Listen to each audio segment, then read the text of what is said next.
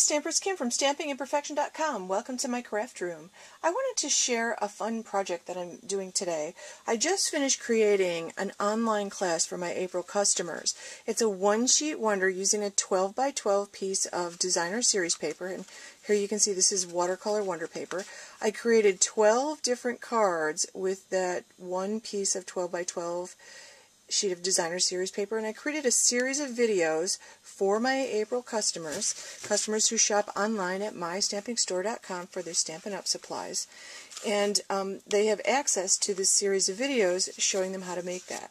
I thought it would be kind of fun if I also created a little card box. This is my prototype from copy paper, so that they could put those 12 cards in, tuck some envelopes in, and decorate it and give it up as a gift, or just leave it on a shelf because it looks kind of pretty. So you need 2 pieces of cardstock. I'm going to use Island Indigo. On each one you're going to basically make 3 score lines and 2 cuts using your Stampin' trimmer. Then just a couple of cuts with your paper snips and you're done. So I'm going to slide this in. This is a piece of 8.5 by 11 inch Island Indigo cardstock. I'm sliding it in lengthwise, and I'm lining the left hand edge up with the 6-inch mark.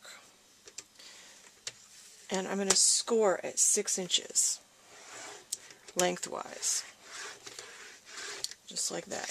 I'm going to turn it 90 degrees, line the left edge up with the 3-inch mark, score at 3 inches, slide it over, and I'm sliding that score line over to the 4.5-inch mark. So if you're using your Simply Scored, or if you have the arm extended, you're really scoring at 7.5 inches. Okay, so that's all my scoring. I'm just going to fold this so you can see what I'm doing here. So now I have this score line. I have this score line right here. I have this score line up here. I'm going to line the paper up diagonally so that this score line sits right in the well here, and this score line sits right in the well here. I'm going to take my cutting blade now, and I'm going to cut that piece off diagonally. So I get something that looks like this. Now I'm going to turn it and line up along where I just cut. I'm going to line it up on the right hand side with the 1/2 inch mark, and I'm just going to cut off a 1/2 inch. So I've cut off a piece that looks like that right there. This is what you end up with. Just like this. So now if I fold along each of my score lines so you can see what I've done, just like that. So basically this is going to form my box. Now you're going to take a pair of paper snips and you're just going to cut the bottom tabs of the box. So I'm just cutting these little things here, and this is going to fold up. This is going to fold up and give me basically the sides of my box like this. So that'll be 1/2 of my box. Now on this particular one, you're also going to you're going to put 2 pieces of the 2-sided sticky tape, the red tape, on the bottom here on the front flap, and then on the center flap you're going to do the same thing right along the bottom, just like this.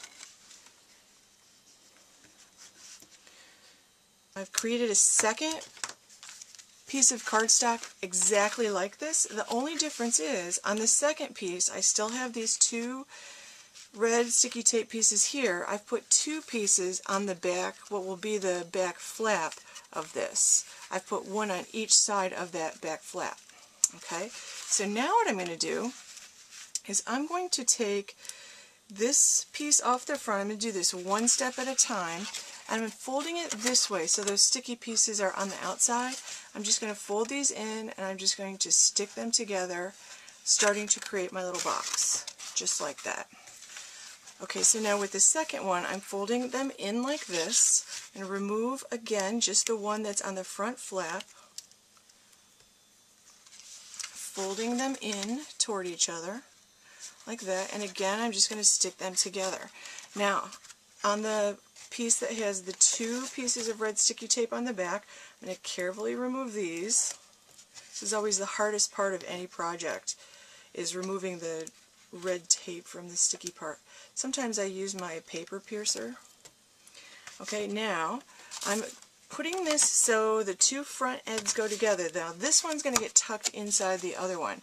And I'm going to be very careful not to let that 2-sided sticky tape touch till I have everything lined up exactly like I want it. And then I'll press down. Okay? Now I also want to be careful here because I want my sticky tape to be facing each other. I don't want any. This is going to be the bottom of my box. So I'm going to fold this one in, and then this one will go on top of that.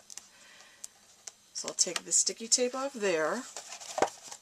I'll take the sticky tape off here.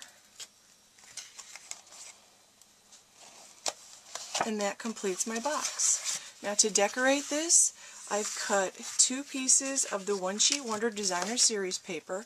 This measures 4.5 by 6 inches. I've cut this 4 1/4 by 5 3/4. I've cut 2 of those, 1 for each of the sides. I've cut a piece for the back. This measures 3 by 6. I've cut this at 2 3/4 by 5 3/4. And then I cut a piece for the front, and this measures 2 3/4 by 3 1/4. I'm just going to glue those down on the sides. Okay, so I've adhered all 4 pieces of the Watercolor Wonder Designer paper to my box, and I'm just keeping this really simple. You can decorate this as complicated as you'd like to. I've created a little decoration using the Starburst sayings and the Starburst framelits from Stampin' Up. You can order those online at mystampingstore.com. I've put a few dimensionals on the back, and that's what I'm going to use to decorate it, since keeping it very simple, because those were the things I used to create my One Sheet Wonder cards. So there you go.